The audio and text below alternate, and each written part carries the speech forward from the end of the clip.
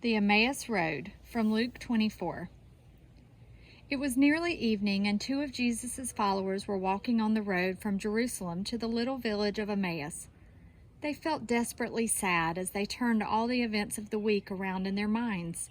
How could this have happened? How could Jesus, the Messiah, have died the death of a common criminal?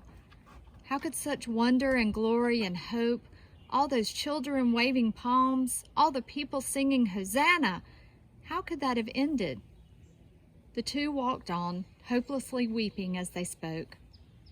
But as they walked along, a stranger joined them on the road.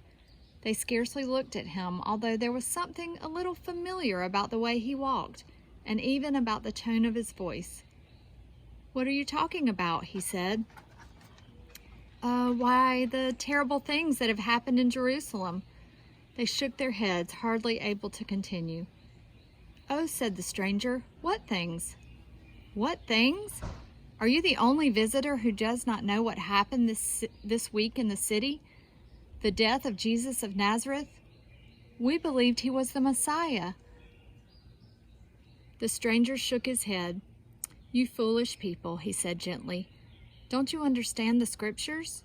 Don't you realize that the Messiah had to die?" They looked at him curiously.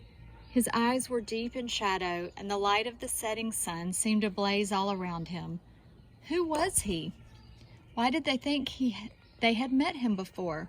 Somewhere, somehow. They walked on to Emmaus as the stranger went through all the scriptures, all the prophets, from start to finish, and explained to them how the Messiah, God's chosen one, had to give his life to save the world. When they arrived at their home in Emmaus, they persuaded the stranger to come in and eat with them.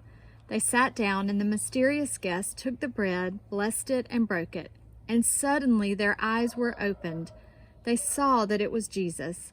They cried out in amazement, leaped from their chairs, but the place where he had been sitting was empty.